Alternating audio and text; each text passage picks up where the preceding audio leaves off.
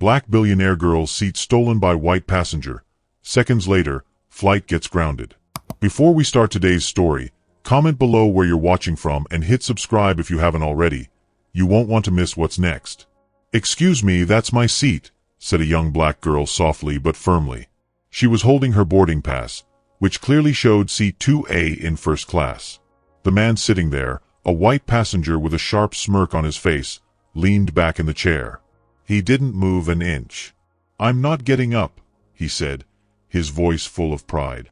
A flight attendant came over quickly. She didn't even check the tickets before she spoke. "Miss, you'll need to find another seat in economy." The young girl's face grew hot with shame. She could feel dozens of eyes on her as people watched, whispering to each other but not saying a word. She felt small and out of place. What nobody knew, not the passengers, not the flight crew, was that this little girl wasn't just another traveler. She was Lyra Thompson, the daughter of a billionaire. Her father had the kind of power that could ground an entire airline fleet if he wanted to. And Lyra was about to make a choice that would change everything. The airplane jolted slightly as the captain's voice came through the speakers. His words cut like a knife through the tension in the cabin. "This aircraft is returning to the gate.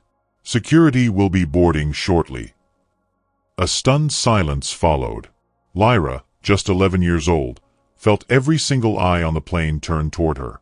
People weren't just staring, they were judging. She stood frozen in the aisle, clutching her ticket with trembling hands. The letters and numbers printed on it were clear as day, 2A. Her seat. But her seat wasn't empty.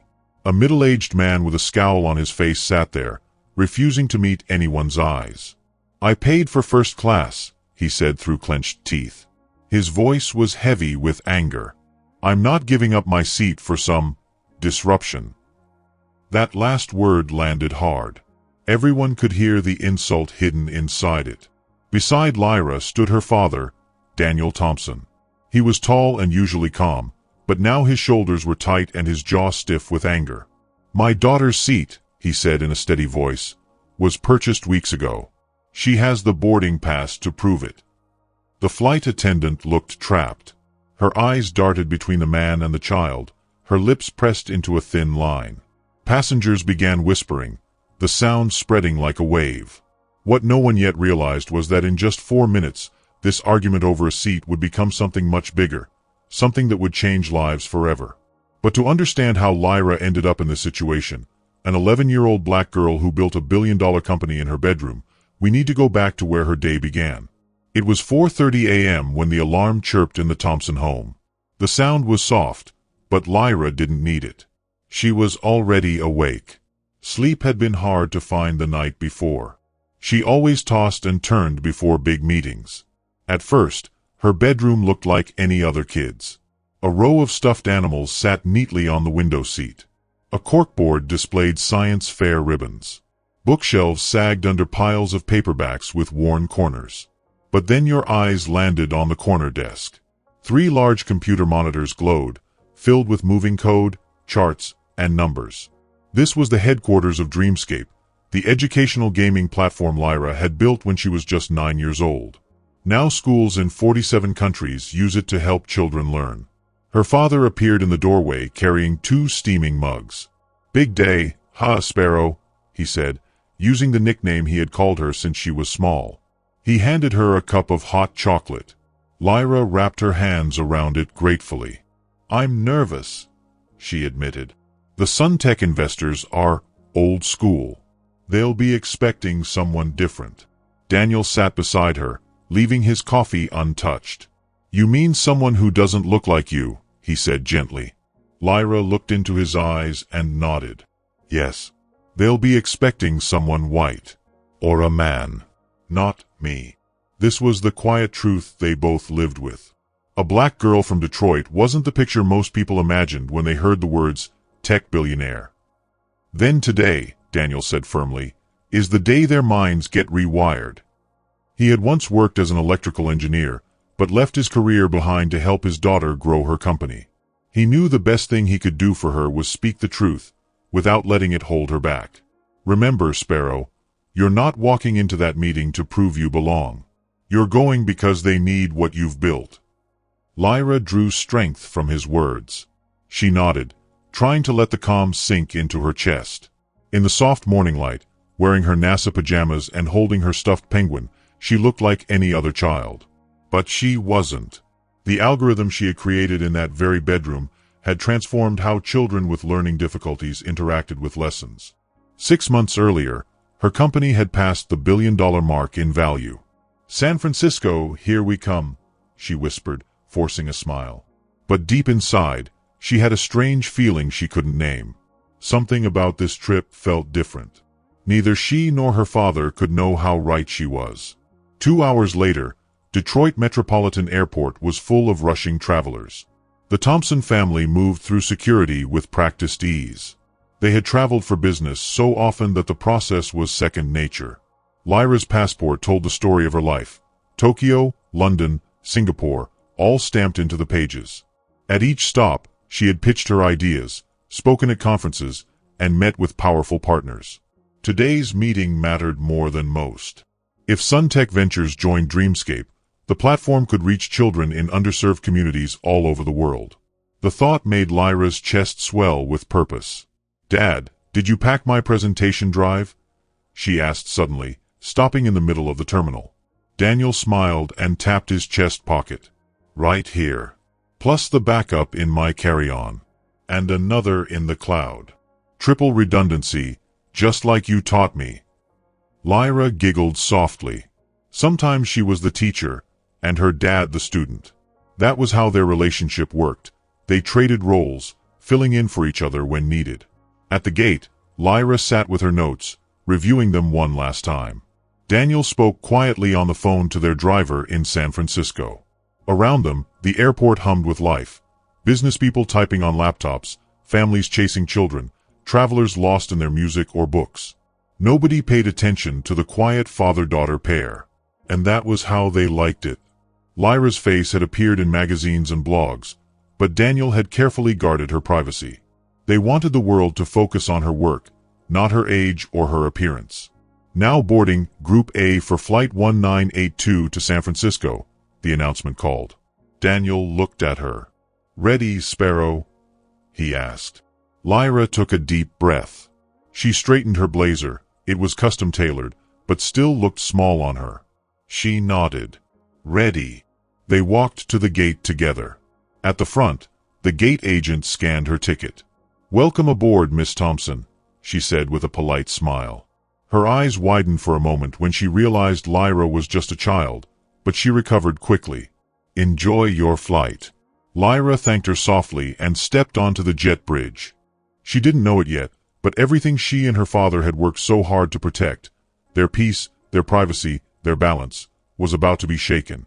Because despite her extraordinary success, many people on that plane would only see her one way, as a little black girl in a place they believed she didn't belong. The first-class cabin gleamed with leather seats and extra space. Lyra walked confidently to seat 2A, pulling her small carry-on behind her. She stored her bag neatly, adjusted her seat, and gave polite nods to the attendants. Daniel, seated 3 rows back in economy, watched with a mixture of pride and worry. Every time she stepped away from him, his chest tightened. He prayed that people would see her as he did, brilliant, kind, deserving. Passengers kept filing in. A kind-looking woman in her 60s sat across the aisle, smiling warmly at Lyra.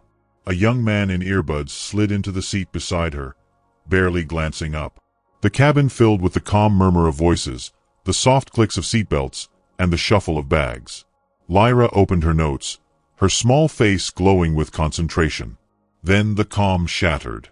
A man in his 50s entered, breathless from rushing. His salt and pepper hair was neatly cut, and his expensive suit carried wrinkles from a hectic morning. His eyes scanned the rows, darkening when they landed on Lyra. "Excuse me," he said sharply, stopping at her row. "I believe you're in my seat." Lyra blinked in confusion. She double-checked her boarding pass. "This is 2A, she said softly. The man frowned, looking between her and his ticket. "There must be a mistake. I specifically booked this seat." A flight attendant appeared. Her name tag read Laura Miles. "Is there a problem?" she asked. "Yes," the man answered before Lyra could speak. "There's been a mix-up. This girl is in my seat."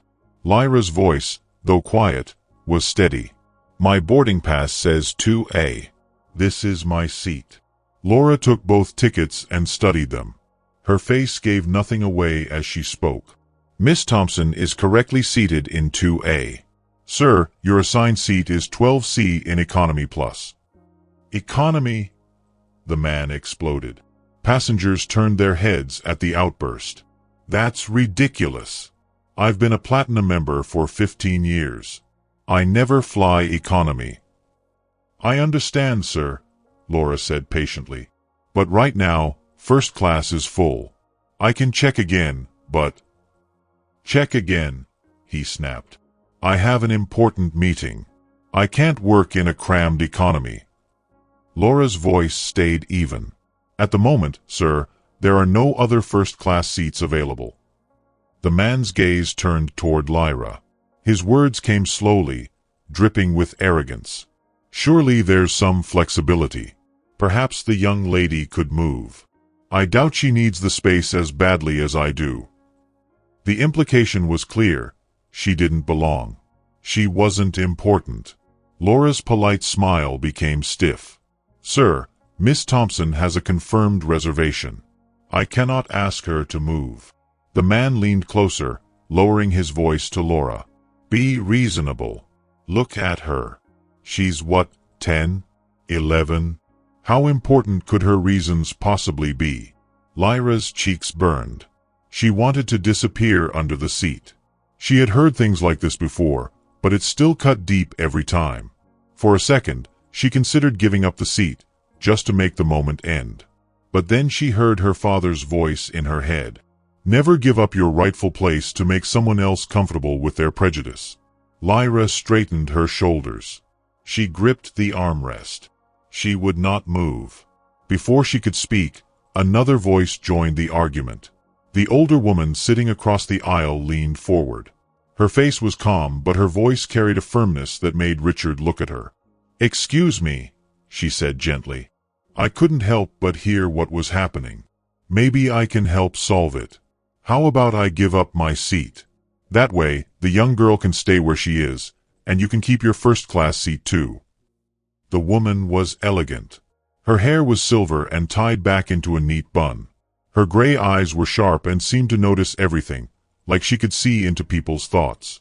She looked straight at Richard. That would solve the problem, wouldn't it? Richard paused, surprised. He hadn't expected anyone else to step in. "That's very kind of you," he said slowly, though his pride made him hesitate. "But really, it's no trouble." The woman didn't stop. She continued speaking, her voice still smooth but with a tiny edge underneath. "I wonder, though, why do you think what the child has to do in San Francisco is less important than your work? Appearances can be misleading, after all." The other first-class passengers, who had been watching quietly, grew even more attentive.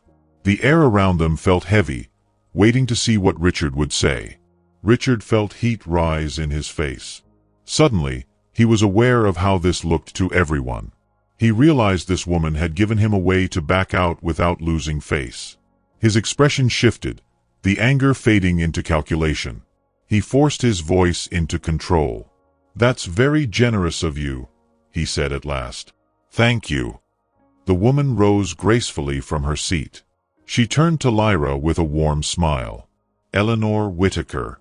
A pleasure to meet you, dear." Lyra smiled back politely. "Lyra Thompson." "Thank you, Miss Whitaker." Eleanor waved her hand as if brushing the thanks away. "Not at all, child. I actually prefer the window seat anyway." And so, the passengers rearranged themselves. Eleanor moved to a seat in Economy Plus. Richard sat sullenly in the aisle seat she had vacated. Across the aisle, Lyra looked toward her father in Economy. Daniel Thompson's brow was furrowed with concern, but Lyra gave him a small nod, signaling that she was fine. Still, she couldn't shake the heavy feeling in her chest. Richard's resentment lingered in the air. She could feel it pressing against her like a shadow. What Lyra did not know, and what no one aboard Flight 1382 could know, was that this small argument over seating was only the first domino. Soon, more pieces would fall. Secrets long buried would be uncovered. Beliefs would be tested. Everyone on this flight would be forced to face truths they had hidden from themselves for years. The last of the passengers boarded. The flight attendants checked seatbelts and gave instructions. The engines began to roar as Flight 1382 prepared to roll down the runway. Lyra slipped her boarding pass into her tablet case, her hands steady though her thoughts raced. Across the aisle, Richard noisily spread his papers and laptop, pretending to be focused on work while deliberately avoiding eye contact with her. He still thought she had no business in first class. In economy, Daniel Thompson kept his book open on his lap, though his eyes flicked up every few seconds to watch his daughter.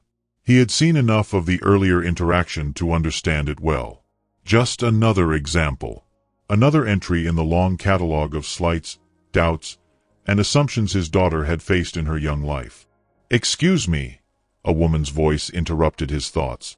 "Is that seat taken?" Daniel looked up. It was Eleanor Whitaker, the same woman who had stepped in to help Lyra. She gestured toward the empty middle seat next to him. "No, not at all," Daniel said quickly, moving his bag to make room. Eleanor settled in with graceful movements. "Eleanor Whitaker," she said as she smoothed her skirt. "Daniel Thompson," he replied. His lips tugged into a small smile. "What you did back there, it was very kind." Eleanor's gray eyes brightened with recognition of his last name. But she only said, "It was simply the easiest way to fix an unnecessary problem." She lowered her voice slightly, almost conspiratorial. "Some people, you know, really don't like having their assumptions challenged." Daniel studied her with a new sense of respect. "You didn't have to give up your seat," he said. "Perhaps not," Eleanor agreed. "But your daughter shouldn't have had to fight for her right to sit there either." There was no pride in her voice, no demand for gratitude. Just a statement of fact, clear and true. Daniel found himself nodding. The intercom crackled. The captain's voice boomed over the speakers, cheerful and professional, welcoming passengers. He described the 3-hour flight, the expected weather, the cruising altitude, and the arrival time. The words were familiar, a comforting rhythm. Lyra, hearing them, felt her shoulders relax. She tapped open her tablet and reviewed her presentation one last time. Soon she tucked it away, ready to enjoy the view outside. The plane thundered down the runway, lifted into the sky, and climbed higher and higher. Below, the city of Detroit shrank into a miniature model. Lyra looked at it with a strange comfort. Problems that seemed so huge on the ground always looked smaller from up here. In economics, Daniel and Eleanor's conversation flowed easily. He told her about his work in electrical engineering. She shared her experiences in structural design. Soon, they discovered a shared love of solving puzzles and building new things. Eventually, the conversation turned toward Lyra. "She's remarkable," Eleanor said after Daniel shared a carefully edited version of his daughter's accomplishments. Her eyes shone with genuine admiration. "Though I imagine it hasn't been an easy road." Daniel's smile was quiet and measured. "There have been obstacles," he admitted. "Some expected, her age, her gender, her race. Take your pick. And others that took us by surprise." His voice stayed light, but Eleanor could see the years of effort in the lines of his face. "The tech world loves to talk about being fair, about meritocracy," Daniel went on. "But the truth is, people see what they expect to see." Eleanor nodded knowingly. "And treat people according to those expectations." "Exactly." Daniel sighed softly. Sometimes, the hardest part of being her father is teaching her how to live in that reality without letting it crush her dreams. Meanwhile, in first class, Lyra opened her sketchbook. She had kept this habit since she was small, drawing ideas, notes, and inventions. Many of her sketches had grown into real projects. Her current sketches showed circuits and designs for a new project, adapting her dreamscape platform for children with visual impairments. She wanted to add sensory feedback systems, like vibrations and sound cues, so blind children could explore learning in richer ways. Richard tried to focus on his laptop, but his eyes kept drifting toward her notebook. At first, his irritation lingered, but soon, curiosity replaced it. The designs were too complex to ignore. Finally, he spoke. "That's an interesting approach. Haptic feedback, isn't it?" Lyra looked up, startled. She hadn't expected him to speak to her again. "Yes," she said cautiously. "I'm trying to create something more intuitive than the systems available now." "For what purpose?" Richard asked, leaning forward. Lyra hesitated. She had been trained to be careful in interviews, to never reveal too much about projects before they were ready. But her excitement for the idea bubbled up. "For education," she explained at last. "For students who are visually impaired. The current options are either too expensive or too basic to be useful for older learners." Richard's eyebrows rose. This was not the sort of answer he expected from someone so young. "You're designing this yourself?" "It's collaborative," Lyra said. "I make the initial concepts and designs. Then a team of engineers helps refine them into working models." Richard was about to ask more when the plane lurched. The fastened seatbelt sign lit up with a soft chime. The plane shook as turbulence tossed it up and down. Lyra gripped her armrests tightly. Her face stayed calm, but a slight tension around her eyes revealed her discomfort. Richard steadied his laptop, unaware of her unease. But someone else noticed. From the middle rows of the economy, a woman in her early 30s rose quickly. Ignoring the flight attendant's warning to sit, she hurried toward first class.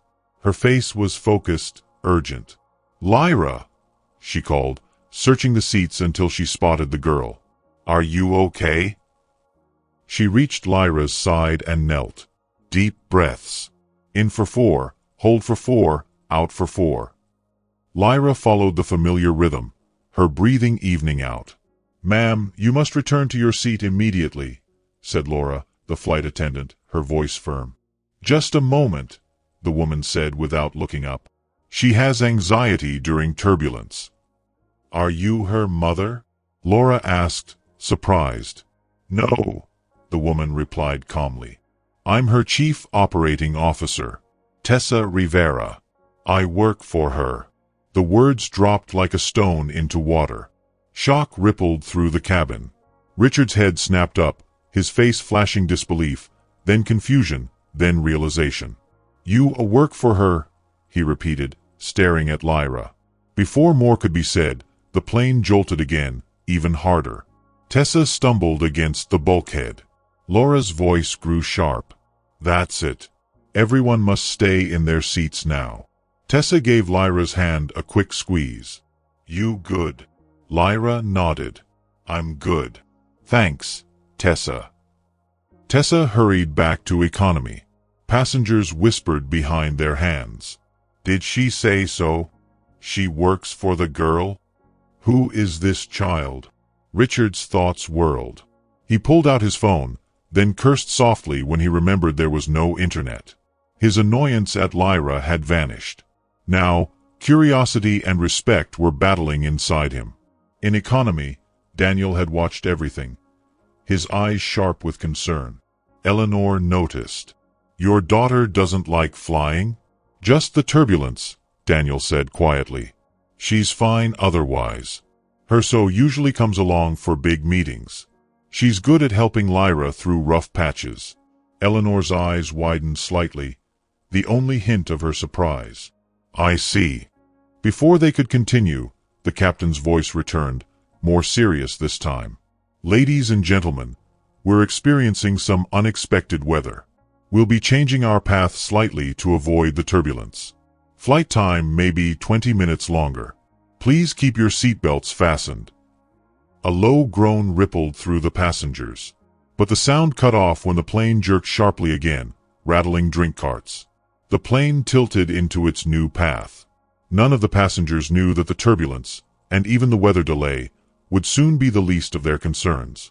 Because far below, at San Francisco International Airport, security officers had just received an alert. An alert that would change the course of Flight 1382 forever. And strangely enough, its cause could be traced back to the very argument about seating that had started it all. The turbulence eased. Relief spread through the cabin. Lyra breathed evenly again, though embarrassment flushed her cheeks. She hated being the center of attention. She risked a glance across the aisle. Victor Langston was staring at her differently now. No longer with disdain, but with fascination. "So," he said, shutting his laptop with care, "you're that Lyra Thompson." Lyra tilted her head. "I wasn't aware there were others." Her dry humor caught him off guard. He chuckled despite himself. "Dreamscape, right?" he asked. "The learning program. My nephew uses it. He has dyslexia. To be honest, it's been life-changing. He used to hate school. Now he looks forward to it. That's no small thing." Lyra's eyes softened. "I'm glad it helps him," she said. Richard hesitated, then spoke with quiet sincerity. "I owe you an apology. I made assumptions. I was wrong."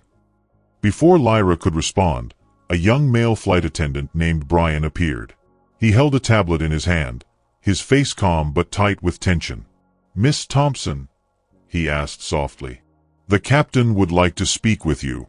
A flutter of alarm filled Lyra's chest. "Why?" He didn't specify. "Please come with me to the cockpit." Richard frowned. "Is something wrong?" Brian's expression stayed neutral. "Nothing to worry about, sir. Routine matter." But everyone knew, calling a passenger to the cockpit mid-flight was anything but routine. Lyra stood slowly, her mind racing. Had something happened to her mother back in Detroit? Was there a problem with her arrival plans in San Francisco? "Should I get my dad?" she asked nervously, glancing back at the economy. "The captain asked for you specifically," Brian said firmly, already turning toward the front. "This way, please." Lyra followed Brian down the narrow aisle of the plane. The carpeted floor felt soft under her shoes, and the overhead lights hummed faintly above. She turned her head just enough to see her dad, Daniel Thompson, sitting a few rows back. His eyes were locked on her, sharp and protective. She gave him a tiny shrug, lifting her shoulders as if to say, "I don't know what's happening." Daniel didn't waste a second. He unbuckled his seatbelt with a firm click, stood up, and followed. His movements were quick and determined, as if he already knew he couldn't let his daughter walk into something alone. When they reached the front, Brian, the tall flight attendant, lifted his hand and tapped the cockpit door in a strange, special rhythm. It was like a secret code. A moment later, the heavy door opened. Inside stood Captain Jonathan Thomas, the pilot. The captain was a man in his late 50s with weathered skin, gray streaks in his hair, and calm eyes that had seen storms, emergencies, and endless skies. He looked both serious and steady, like someone who had guided planes through lightning and turbulence without losing control. "Miss Thompson," he said, giving Lyra a small but respectful nod. His voice carried authority, but it wasn't unkind. "Thank you for coming up here. I apologize for the unusual request." Right then, Daniel arrived behind Lyra, breathing slightly heavier from his quick walk. His eyes narrowed. "What's this about? Why do you need to speak with my daughter?" Captain Thomas looked Daniel up and down, taking in his protective stance. "Mr. Thompson, I presume. I'm glad you're here as well. Please, step inside for a moment." The cockpit wasn't big. It was a tight space filled with blinking screens, glowing buttons, switches, and displays. The air smelled faintly of metal and recycled oxygen. To one side sat First Officer Lou, a woman with short black hair tied neatly back. She looked to be in her 40s and moved with calm efficiency. She gave them a brief nod but didn't take her eyes off the instruments. Her hands moved quickly and surely, like someone who knew her job inside and out. Captain Thomas closed the door behind them, the heavy latch clicking into place. The small cabin suddenly felt even smaller, holding them all in a bubble of quiet away from the rest of the passengers. "I just received a very unusual communication from ground security at San Francisco International Airport," the captain began, wasting no time. His voice was even, but his eyes stayed sharp, scanning their reactions. "Someone called in a security concern. They claimed that you, Miss Thompson, are traveling under a false identity. Lyra's mouth dropped open. What? That's not true. Why would anyone say that?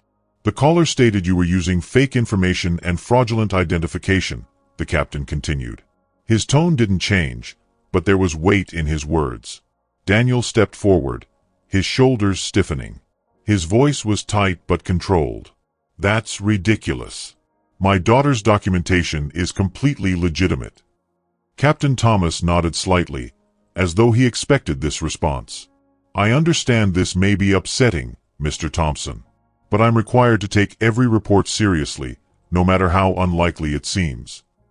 He turned his gaze directly to Lyra, his eyes steady. Miss Thompson, can you tell me the reason for your trip to San Francisco? Lyra straightened her back. Her voice was firm, almost too fast, like she had prepared for this kind of doubt before. I have a business meeting with NC Ventures. They're considering making a major investment in my company. The captain's eyebrows lifted slightly. Your company? His tone was careful, but there was a hint of surprise. Daniel jumped in, his pride clear. Yes. Dreamscape Educational Technologies. My daughter is the founder and CEO. She's presenting to their board this afternoon. For a moment, Captain Thomas was silent, absorbing the information. His eyes moved between father and daughter, measuring their words, weighing them against the accusation he had just received. Do you have documentation to prove this? He asked at last. Yes. Lyra quickly reached for her tablet, hands moving with practiced ease. I have my passport, confirmation emails for the meeting, and my presentation files. Also, my COO, Tessa Rivera, is here too. She's sitting in economy. She can confirm everything. The captain took Lyra's passport first. He opened it, studied the photo, the stamps, the holograms. His fingers ran carefully over the pages. Finally, he closed it and handed it back with a small nod. This appears to be in order. However, he paused, his gaze sharpening again. The caller was very specific. They alleged that your father was using you as a cover for questionable business activities. Daniel's jaw clenched. His face darkened with anger. That's not only false, it's offensive. Who made this claim? The call was anonymous, Captain Thomas replied evenly. But it was placed about 20 minutes ago, right after we took off. The timing hit Lyra and Daniel at the same moment. Their eyes met. 20 minutes ago, the exact moment when the dispute in first class had erupted. Lyra's voice was soft but certain. It was him. Mr. Blackwell. The man who tried to take my seat. The captain didn't react outwardly. His face stayed neutral, his voice professional. I can't speculate about the caller's identity. What I can tell you is that we must follow procedure. That means diverting the plane to Oakland. Security personnel will meet us there to verify your identities. The words landed like a blow. Lyra's eyes widened. But my meeting, I'll miss it. Her voice cracked slightly. This wasn't just a meeting. It was a meeting. I'm sorry, Miss Thompson, Captain Thomas said. Once a security protocol is activated, I have no authority to cancel it. Daniel placed a steady hand on his daughter's shoulder. His voice was quiet but firm. This is racial profiling. You must see that. Captain Thomas met his gaze squarely. What I see is a situation I am required to handle according to procedure. My personal opinions are not relevant here. Captain, First Officer Liu spoke up for the first time, her voice calm as she monitored the instruments. Oakland is requesting confirmation of the diversion.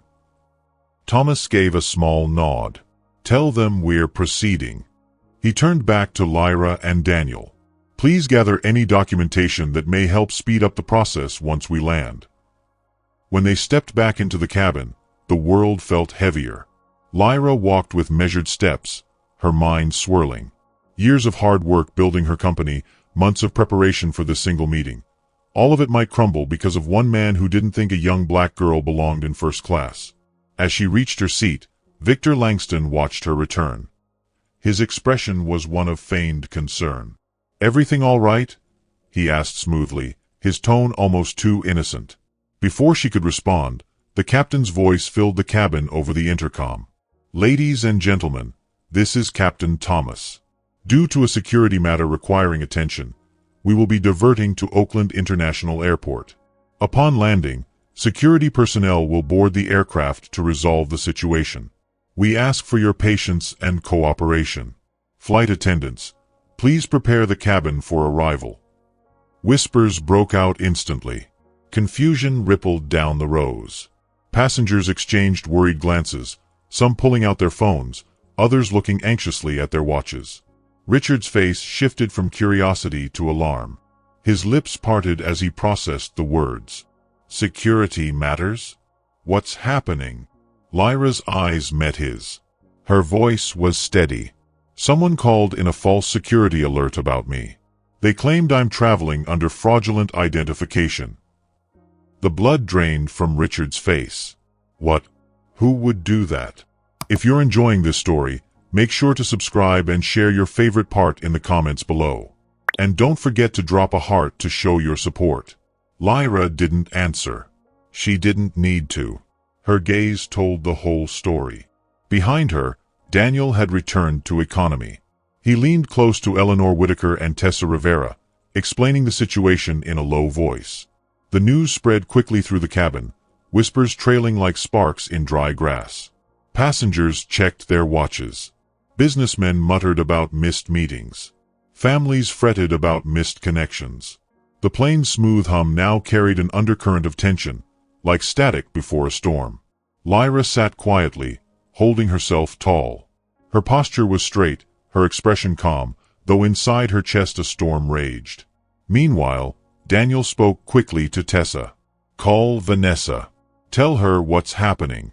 Have her contact the Oakland field office. We need to get ahead of this." Tessa nodded, already typing on her phone with fast, precise taps. As Dreamscape COO, she was used to handling problems, but usually numbers, contracts, or finances, not personal attacks like this.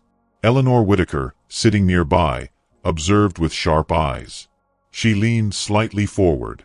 "This was deliberate," she said softly, not as a question but as a fact.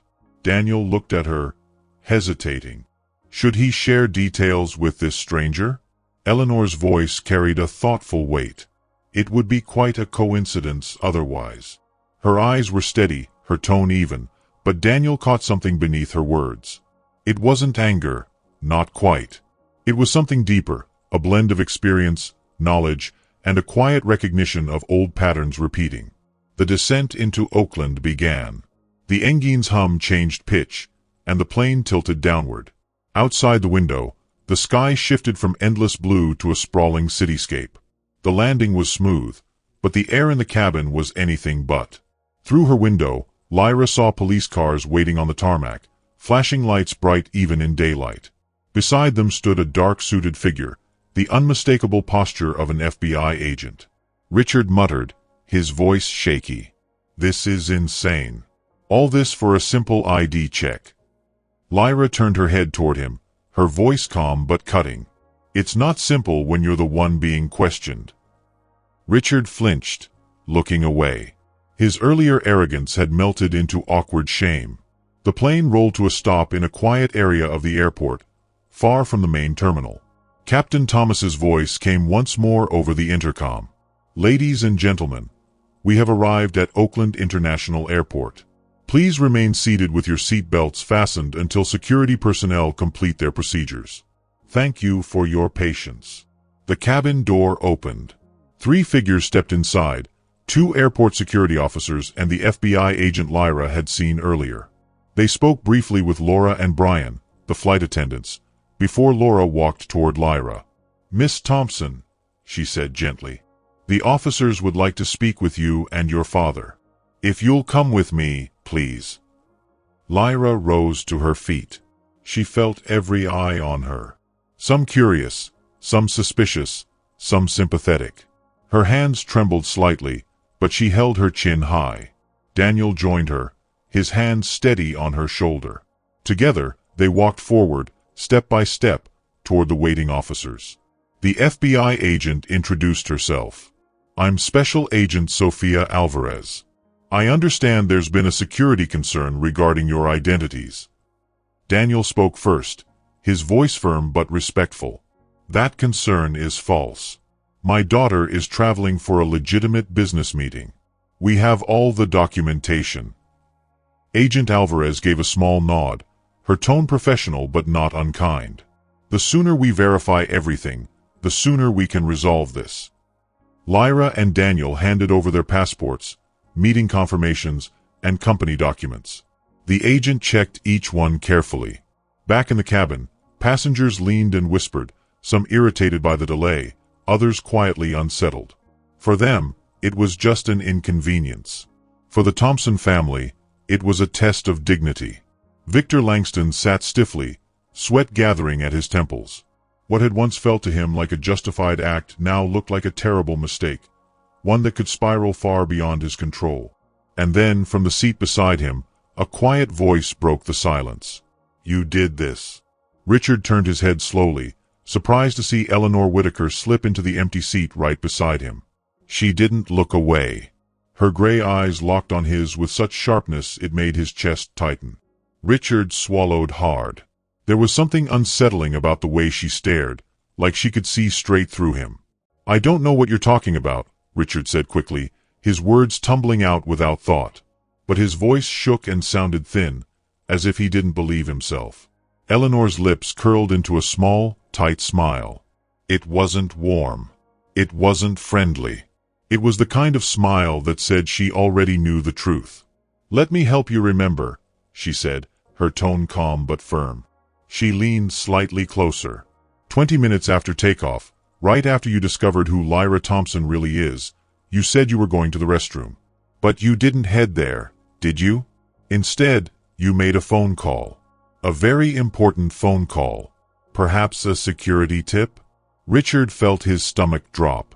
His face went pale, as if someone had drained all the color from it. "How could you possibly?" he started. Eleanor cut him off smoothly. "I pay attention. I observe people. It's a habit from my former profession. But what I really want to know is why. Why did you do it? Was it just because Lyra didn't give up her seat to you? Or was it something deeper? Something uglier? Did it bother you, Richard, to see a young black girl in a position of power, in charge of something you couldn't control?" Her words hit like heavy stones. Richard recoiled, as if slapped. "That's not true. That's absurd. I would never." Her words hit like heavy stones. Richard recoiled, as if slapped. "That's not true. That's absurd. I would never." "Save it," Eleanor said sharply, silencing him. "What matters now is not excuses. What matters is what you're going to do about the mess you've created." Before Richard could answer, a sudden commotion at the front of the plane pulled everyone's eyes forward. Agent Alvarez, the federal agent on board, was speaking into her radio. Her face was tense, her brow furrowed as she listened to instructions. Lyra and Daniel exchanged worried glances. Something big had changed. "What's happening?" Lyra asked softly, though her voice trembled. Agent Alvarez put away her radio and looked at the Thompson family with new seriousness. "There's been a development. The alert we received about you also included claims of financial problems at Dreamscape Technologies. Because of this, the White-Collar Crime Division has been asked to take over." Daniel stiffened in his seat, outrage flashing across his face. "That's completely false. Our company's finances are completely transparent. We have nothing to hide." "Nevertheless," Alvarez replied evenly, "I've been instructed to escort you both to our field office for questioning." Lyra's chest tightened. This wasn't just about her identity anymore. Someone was trying to destroy her company, to tear down everything she and her family had worked so hard to build. "Our legal counsel is already on the way," Daniel said firmly, keeping his tone calm despite his anger. "We will cooperate fully. But let it be known, these allegations are baseless and clearly malicious." As Alvarez began making plans for them to leave the plane, Tessa Rivera moved quickly from economy class. She stood tall, her chin high. "I'm coming too," she declared. Her voice was not a request but a command. "As the COO of Dreamscape, I should be present for any and all questions about company operations." Alvarez hesitated only a second before nodding. "That's acceptable." The whispers among passengers swelled like a wave. People craned their necks, trying to hear, trying to guess what was going on. Speculation buzzed through the cabin. Richard sat frozen, his hands gripping the armrests. The full weight of what he had done pressed down on him like a mountain. His thoughtless call had set all this in motion. Things were spiraling far beyond what he had ever intended. Eleanor studied him with sharp eyes, her expression a mix of disgust and, strangely, pity.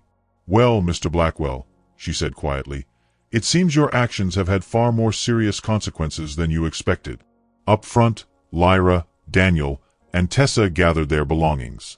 At that moment, Captain Thomas stepped out from the cockpit to address the remaining passengers. His calm voice carried through the plane.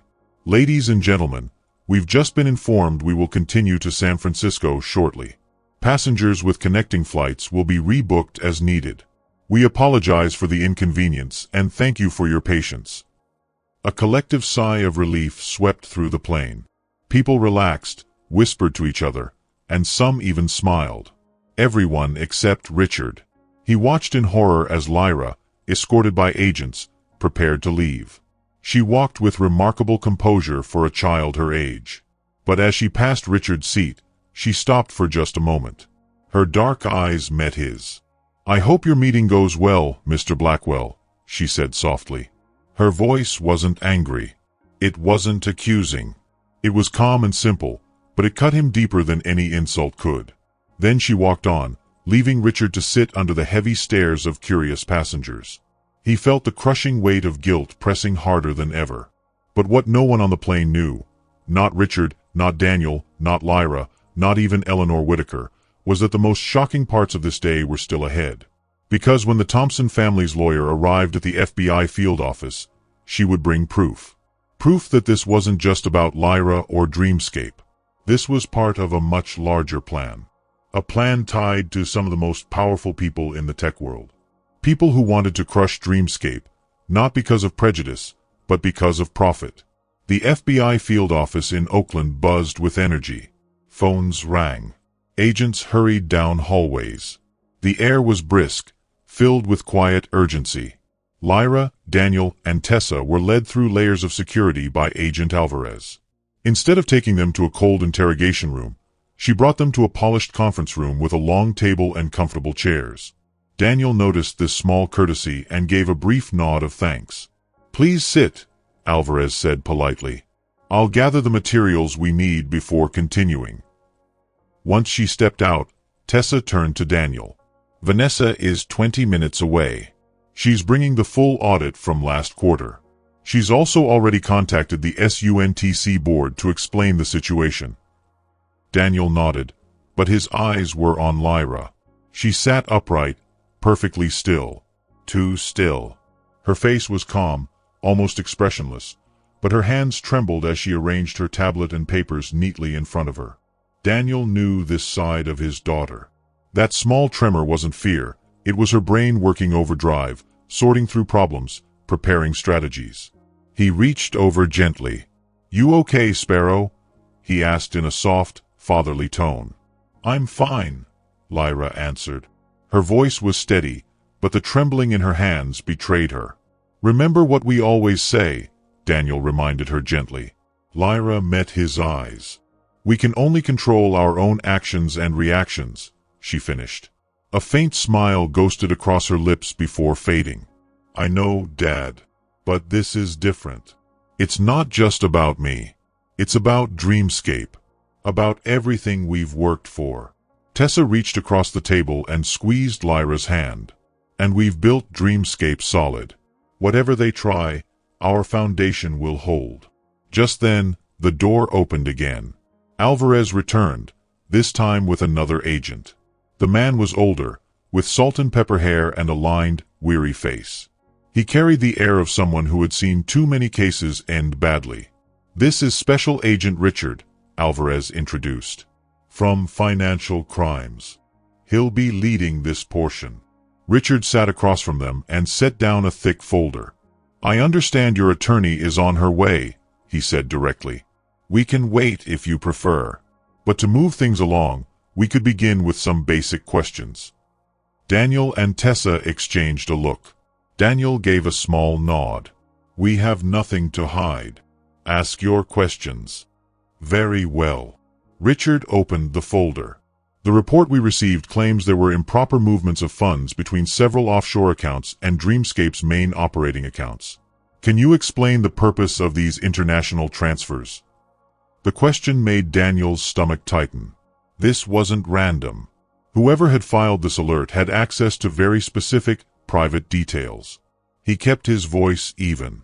"Those transactions are part of our global education initiative. We work with schools in developing countries, providing Dreamscape at lower rates. The offshore accounts handle currency changes and payments for those programs." Richard scribbled notes, listening carefully. "Those programs are fully documented," Tessa added firmly. "Every single transaction is tracked, audited, and included in our quarterly SEC filings. Transparency is a core value of this company." The questioning continued. Richard asked about other detailed operations, revealing again and again that the accuser had insider knowledge. Lyra stayed mostly quiet, listening with laser focus. She only spoke when directly addressed. But her presence at the table was striking, a child CEO calmly defending her company against federal scrutiny. 40 minutes passed. Then the door opened sharply. A woman entered, striding with confidence and controlled fire. Vanessa Liu, Dreamscape's chief legal counsel. She set her briefcase down on the table, her eyes sharp. "Apologies for the delay," she said crisply. "I'm Vanessa Liu, representing Dreamscape Technologies and the Thompson family. I'd like a private moment with my clients." The agents left the room. Vanessa turned to her clients, her expression grave. "This is worse than we thought. The accusations aren't random. They're too specific. Someone with insider knowledge is behind this." "An insider?" Tessa asked in alarm. "Possibly. Or a hacker," Vanessa replied, pulling out her tablet. "But there's more. On my way here, I dug deeper. This isn't the first case like this. 3 other minority-founded startups have been hit with almost identical accusations in the past 6 months. Each time, it happened just before a major funding round or an expansion announcement. And each time, the investigations found nothing wrong. But by then, the damage had been done." Daniel leaned forward, scanning the documents Vanessa showed. "So we're being targeted. This is part of a larger pattern." "Yes," Vanessa said grimly. "And I think I know who's behind it. TechCore Ventures." The name hit like a hammer. TechCore, the giant investment firm with a reputation for ruthless tactics. "They tried to buy Dreamscape last year," Lyra whispered. "For 1/3 of its actual value," Daniel added bitterly. "We said no," Vanessa nodded. "And the same has happened to every other company that refused their offers. Not long after, they were suddenly under investigation due to anonymous tips." "So Victor Langston wasn't the mastermind," Tessa realized. "He was just the trigger." "Exactly," Vanessa confirmed. "He made the phone call. But the financial accusations, the part that could ruin Dreamscape, came from somewhere else. Someone who was waiting for an opportunity. And Blackwell handed it to them." Lyra sat silent, processing. Her eyes narrowed with determination. "We need proof," she said at last. "Not just patterns. Solid evidence that links TechCore to these false claims." "That's what I'm working on," Vanessa said. "And I may already have a lead. One of TechCore's senior vice presidents was on your flight today." The room froze. Daniel's jaw tightened. "Who?" "Eleanor Whitaker," Vanessa said. The name hung in the air. Daniel remembered. The older woman who had given up her first-class seat, who had sat beside him, chatting warmly. The woman with sharp gray eyes that missed nothing. She never said, Daniel began, then stopped himself. Of course she wouldn't. Exactly, Vanessa said. But here's the twist. She resigned from TechCore yesterday. Effective immediately. No explanation. Confusion clouded the room. If she was part of TechCore's scheme, why resign now? And if she wasn't, what did her presence on the flight mean? Before they could discuss further, the agents returned. Vanessa switched smoothly into lawyer mode, handing over her documents and laying out the larger pattern. What you're suggesting, Richard said slowly after reviewing, would amount to corporate espionage and fraud. Very serious charges. No more serious than the false allegations made against my clients, Vanessa countered coolly. The difference is, I have evidence. The tone in the room shifted. This was no longer just an investigation of Dreamscape. Now it was the start of something bigger, an investigation into TechCore, their shady practices, and their hidden war against minority-owned businesses. As the agents whispered to each other in the corner, Lyra sat watching. Her young face was calm, but her eyes burned with a clear, steady light. She knew this was only the beginning of a much larger battle.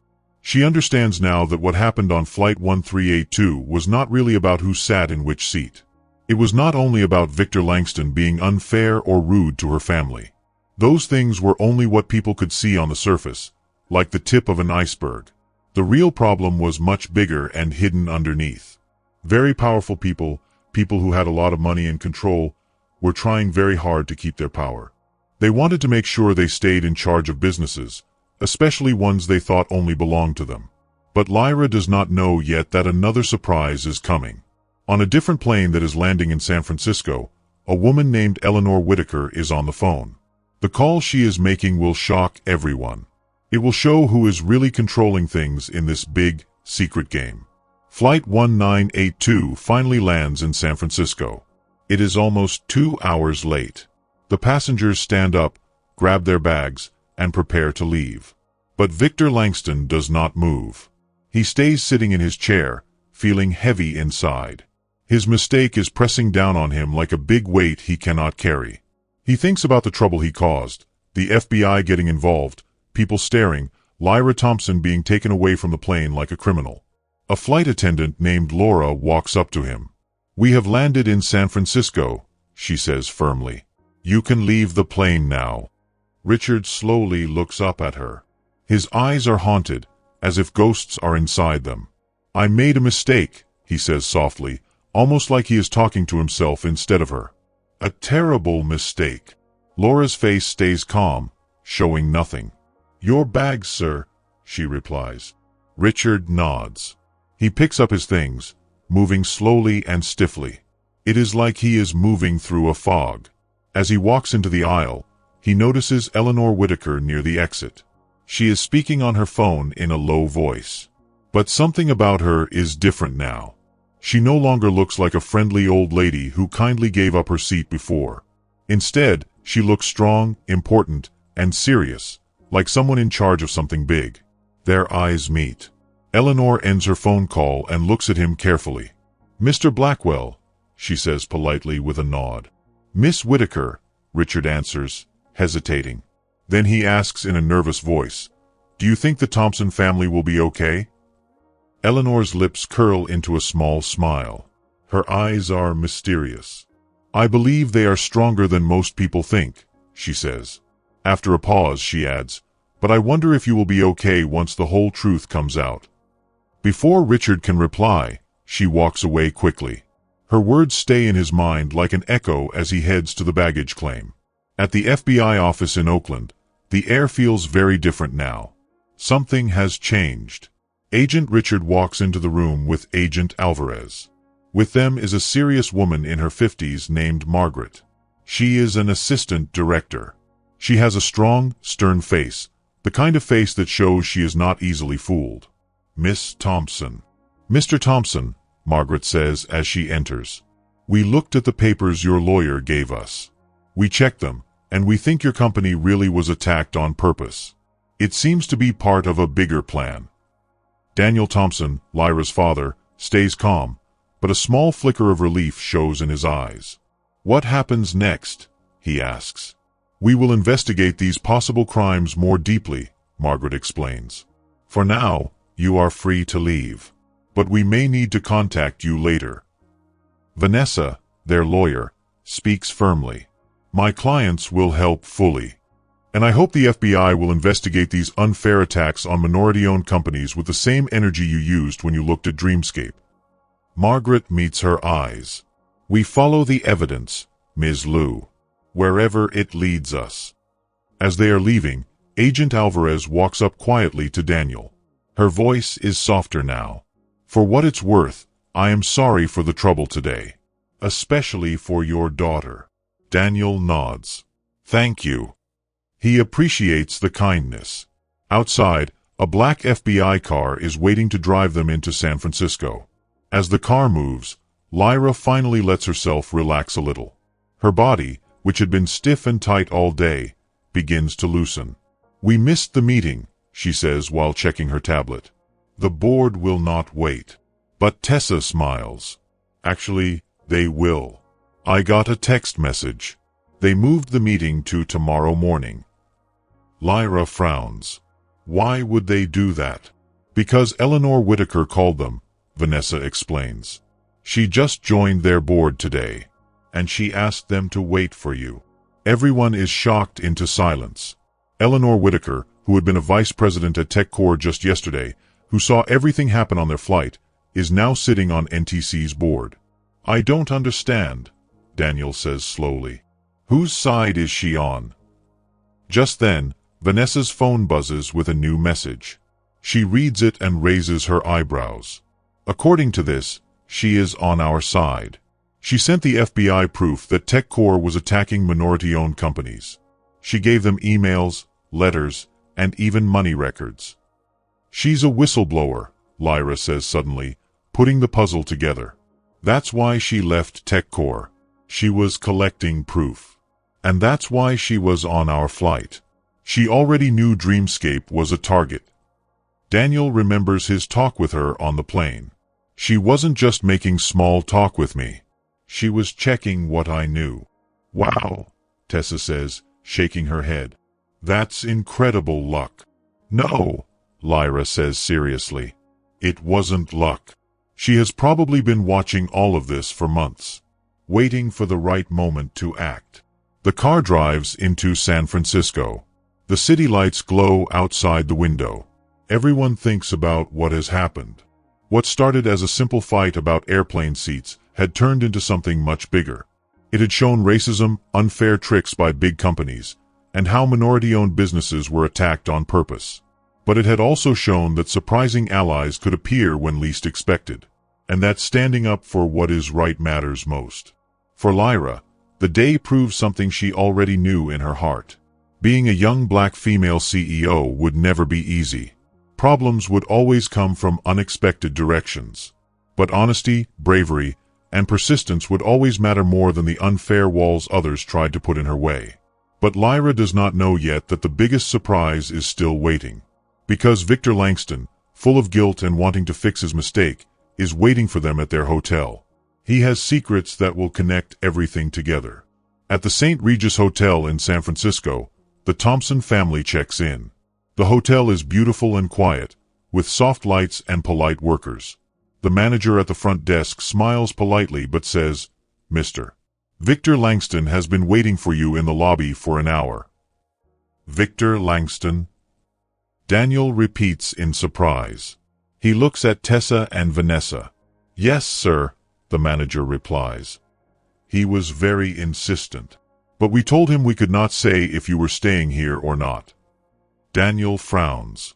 "Tell him." But Lyra interrupts softly. "I want to hear what he has to say."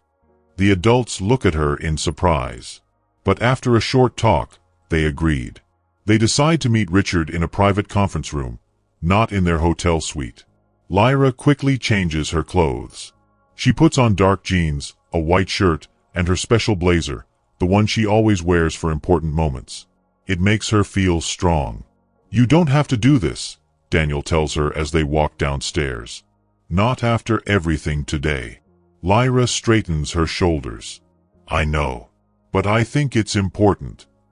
In the conference room, Victor Langston stands up when they enter. He looks very different from the proud man on the plane. Now he looks tired, nervous, and guilty. His face shows he has not rested, though it has only been a few hours. Miss Thompson. Mr. Thompson, he begins awkwardly. Thank you for coming. I know I am the last person you want to see. You called a false alert that got my daughter questioned by the FBI, Daniel says flatly. So, yes, this is not how I plan to spend my evening. Richard flinches but nods. Yes, and I have no excuse. But there is something you should know. It will not excuse me, but it may help you understand the bigger picture. Vanessa steps forward. Mr. Blackwell, as Dreamscape's lawyer, I should tell you that anything you say could be used later in court. I understand, Richard says. I will accept whatever comes. But this is bigger than just me. Bigger than my own prejudice. He says the word like it hurts him. Go on, Lyra says calmly, her young voice steady and strong. Richard opens his briefcase and takes out a folder. I work for Next Gen Educational Systems, he explains. We compete with Dreamscape. But when TechCore bought us 3 months ago, everything changed. Suddenly, the goal was to crush competitors.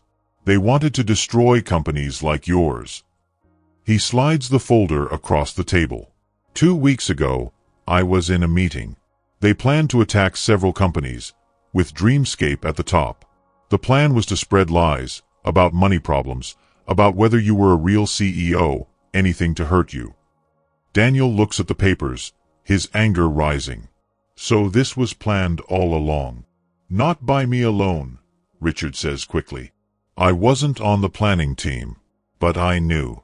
And when I saw you on the plane, you saw a chance to help, Lyra finishes, her voice steady but sad. Richard nods miserably. Yes. I told myself it was just business. But the truth is, he looks straight at Lyra. The truth is, when I saw you sitting in first class, I could not accept it. Not because of you, but because of what you represent. You prove that success doesn't only belong to people like me. And I didn't know how to handle that. The room is silent.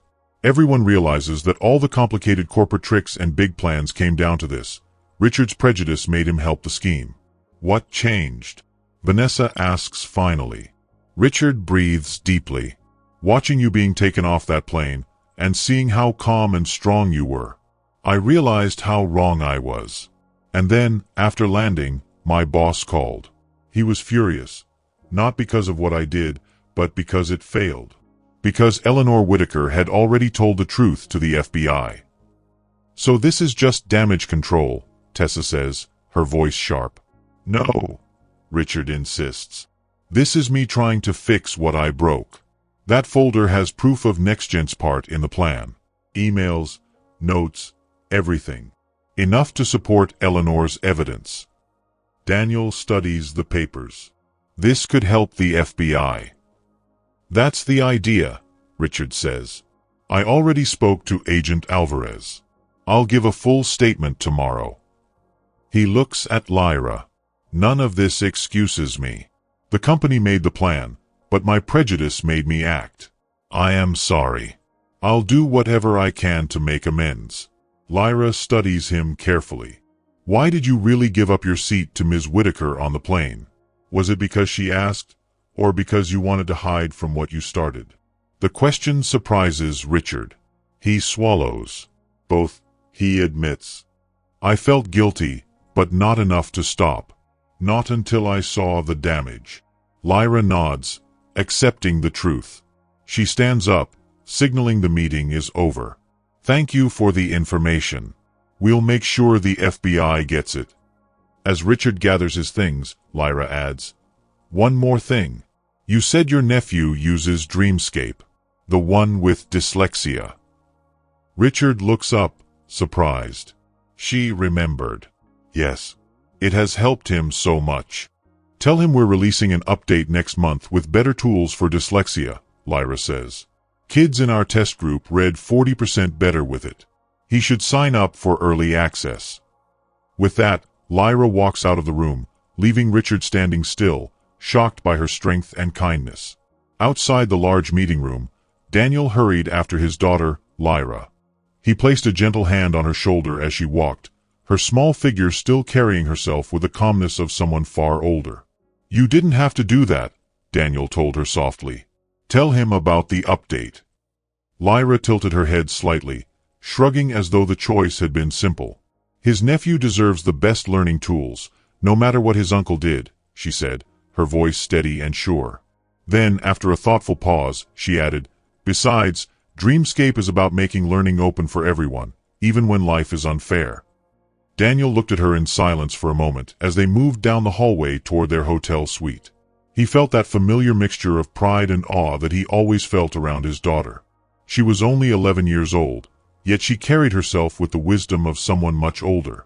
Through all of the terrible moments of the day, the hurtful judgments, the false accusations, and the scheming from powerful people who wanted to see them fail, Lyra had stayed calm. She had stayed true to her values. The day had started with something as small as an argument about a seat on an airplane. But that little argument had grown into something much bigger, exposing layers of unfairness, lies, and power games that might have stayed hidden. Yet even as the truth unfolded in messy, frightening ways, something else became clear. The incredible strength of Lyra Thompson, a girl who refused to let other people's limits decide what she could or could not do. The next morning rose clear and bright over San Francisco Bay. The city's tall glass towers sparkled in the sunlight, and the sky was a brilliant blue. Inside the Thompson family's hotel suite, the mood was focused and determined. Everyone was getting ready for the rescheduled meeting with SUNTC Ventures, a group whose support could change everything for Dreamscape. Lyra sat at the desk, flipping through her presentation slides one last time. She already knew them by heart, but reviewing them again helped her steady her nerves. This was the material she had built and believed in, the foundation of her mission. Across the room, Tessa was busy, moving quickly as she checked that all the technical equipment for the demonstration was ready. She called their local team to make sure every detail had been prepared. Daniel sat near the window, talking on his phone. He was speaking with the Dreamscape team back in Detroit. News of the FBI's growing investigation into TechCore, the giant company that had been trying to crush them, had spread. Staff back home wanted answers. Daniel reassured them as best as he could, though the storm was only just beginning. At exactly 9:15, a knock came at the door. Daniel opened it to find Vanessa Liu. She wasn't alone. Beside her was someone they hadn't expected to see, Eleanor Whitaker, the woman they had briefly met on the plane. "Hope you don't mind the surprise," Eleanor said as she entered, her presence filling the room. She stood with quiet strength, her eyes sharp but calm. "I thought we could plan a little before the meeting." Daniel studied her carefully, still unsure. "That depends on what strategy you have in mind, Miss Whitaker. Your part in all this isn't clear yet." Eleanor accepted his caution with a nod. "Fair enough. Let me explain." She sat on the sofa, her back straight, her gaze steady. "For 8 months, I've been gathering proof about TechCore. They've been targeting technology companies started by people from minority backgrounds. At first, I thought it was just random. But I began to see a pattern. They either tried to buy those companies for cheap or destroy them if the companies refused." Vanessa's eyes narrowed. "And what was your part in this?" "At first, I was just an observer," Eleanor admitted. "I was brought into certain meetings because of my knowledge of the education technology market. But what I heard disturbed me. So, I started to keep records. I secretly recorded meetings, saved emails, even photographed documents. When I had enough proof, I gave it all to a federal prosecutor I trust." "Why didn't you tell the world right away?" Tessa asked. "Because TechCore has very powerful friends," Eleanor explained. "They have skilled lawyers and know how to twist stories in their favor. If I had gone public too soon, they would have buried the truth, and me." Lyra, who had been listening silently, finally spoke. "You knew they were coming after Dreamscape." Eleanor turned toward her with a respectful nod. "Yes. After you refused their buyout last year, you became their main target. Dreamscape's success threatens their education technology business. especially since their product, NextGen, is losing badly in the market. Daniel leaned forward, his brow furrowed. So you booked yourself on our flight on purpose? Eleanor shook her head gently. To warn you, yes. Or at least to witness and record whatever happened. I didn't expect Mr. Blackwell to be on that flight. His involvement made them act faster. She pulled out her tablet and brought up a document. The good news is, the FBI now has what it needs to bring charges against TechCore's leaders. The bad news is, they won't go down quietly. They'll use every resource they have to ruin your company, and even your daughter's reputation. Vanessa stepped forward, which is why today's meeting matters so much. Eleanor's expression brightened. Exactly. SUNTC Ventures could be your shield. If they invest in Dreamscape, it will not only give you money to grow but also serve as a public vote of confidence. TechCore won't be able to easily discredit you. Lyra spoke softly but firmly. You joined Sunk's board to make sure this meeting happened. Eleanor's eyes widened slightly, impressed. Yes. I've been consulting with them for years. After I left TechCore, they offered me a board position. The timing worked out perfectly. And your recommendation to them? Daniel asked, his voice skeptical. Will it be fair? Eleanor leaned forward, her voice steady. Completely. I've looked at your platform and your numbers. Dreamscape is worth investing in. But in the end, Lyra's presentation will need to convince the whole board. All eyes turned to Lyra.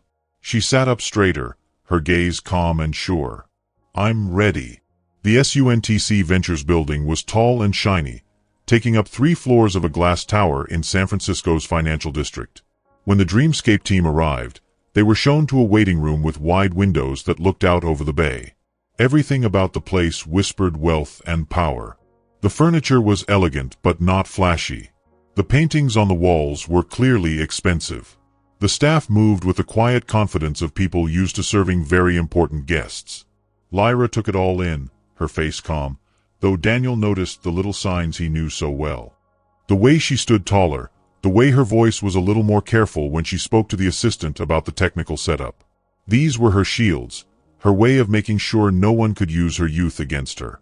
At exactly 11 o'clock, they were led into the boardroom. Inside, 12 people waited, the investment committee and their advisors. Eleanor was already seated among them, giving no sign of the events they had shared the day before. Then it began. Lyra stood at the front and started her presentation. What followed was like a performance, but not one of acting, one of pure skill. She spoke clearly and confidently, explaining Dreamscape's global growth plan. She handled questions about scaling up, cultural differences, and return on investment as though she'd been doing it all her life. When she showed Dreamscape's new tools, including special support for children with dyslexia, the board members murmured with interest. Daniel watched carefully. At first, the board members' expressions were polite but doubtful. It was the same look he'd seen so many times when adults realized their speaker was just a child. But soon, he saw the shift. Their faces turned serious, curious, impressed. They began to see her as she truly was, a visionary. 90 minutes later, the presentation ended. Jonathan Liu, the chair of the committee, spoke. Thank you, Miss Thompson. This has been very enlightening. We will deliberate now. Please wait outside. They returned to the waiting area. Tessa leaned close and whispered, That went well. Better than well, Daniel agreed. They were truly engaged, especially with the adaptive modules. Lyra said nothing. She sat quietly, reviewing her performance in her mind, noting where she could have been stronger. Daniel knew this was her way. She was her own toughest critic. After just 45 minutes, they were called back in. Jonathan Liu stood. Miss Thompson, Mr. Thompson, Miss Rivera, thank you for waiting. After careful consideration, SUNTC Ventures has decided, he paused for effect, to offer full funding for your expansion. And we will add extra funding for your accessibility tools. Relief filled the room. Tessa squeezed Lyra's shoulder. Daniel felt a weight lift from his chest. Lyra nodded calmly, hiding the joy she surely felt inside. The committee was particularly moved by your vision for helping underserved communities, Lou continued. And let me make this clear, SUNTC will stand behind Dreamscape not just with money, but with public support. This was bigger than an investment. It was protection. As Daniel glanced at Eleanor, she gave him a small nod. She had played her part, quietly but powerfully. Outside, in the golden sunlight, Daniel let the moment sink in. Against everything, they had won. "We did it, Sparrow," he whispered to his daughter. Lyra looked up at him, her face breaking into the smile of a child once more. "We did it. Despite everything they tried to do." "No," Daniel corrected. "Because of who you are. Because you never let anyone else decide what you can achieve." Their car pulled up. Just then, Lyra's phone buzzed. She glanced at the screen, her expression growing serious. "The FBI has just announced a formal investigation into TechCore for spying, fraud, and conspiracy." "Good," Tessa said firmly. "It's about time." Lyra stayed quiet, thinking. This is big, isn't it? It's not just about us anymore. "It never was," Daniel said. "This is about the systems that try to stop progress. But systems can change." Lyra nodded slowly. "That's what we're doing. Building something better." The next day, they flew back to Detroit. The flight felt different now. They had faced storms and survived. Challenges still lay ahead. TechCore would fight back. But they had won the partnership they needed. They had opened a door not just for themselves, but for countless others. What had begun as a fight over a seat on an airplane had grown into a story about fairness, power, and hope. And at the center of it all was Lyra Thompson, bright, unshakable, and determined to build a future for every child. That evening, as the sun set over San Francisco Bay, she thought not about the obstacles behind her, but the millions of children ahead who would soon have the tools she had created. In the end, it was not about who sat where. It was about which doors opened, and who got to walk through them. The big hall at Detroit's Community Innovation Center buzzed with excitement. Hundreds of people filled the seats: teachers, parents, students, and technology experts. They had all come for the launch of Dreamscape's Global Access Initiative. This program would bring Dreamscape to schools in 27 countries. It would include special features for different cultures, learning needs, and accessibility challenges.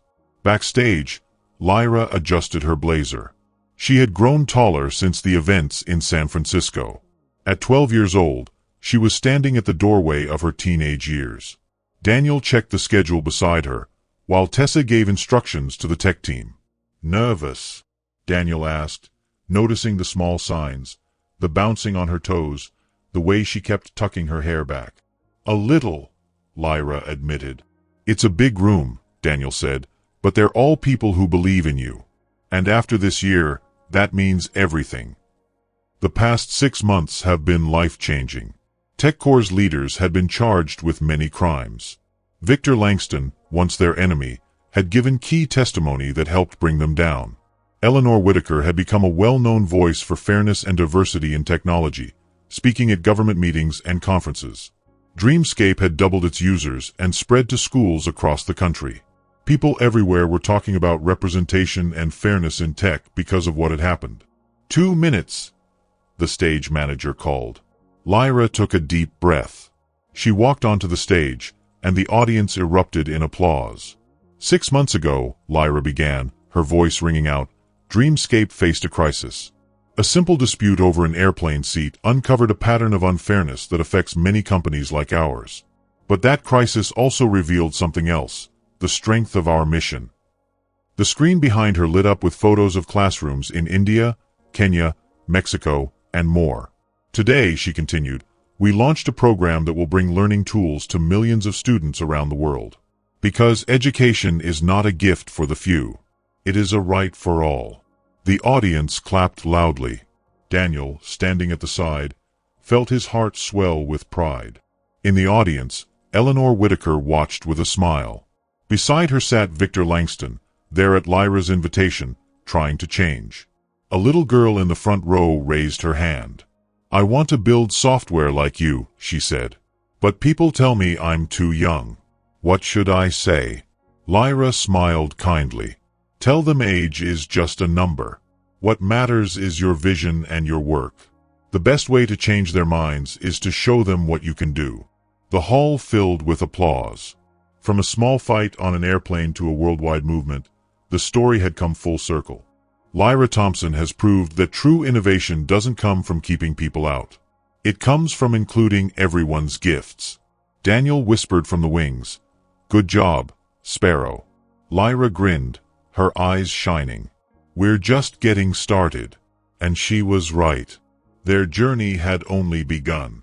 If this story moved you, please subscribe for more kind and powerful stories. Watch our next video for another unforgettable journey. And share this story with someone who needs it today.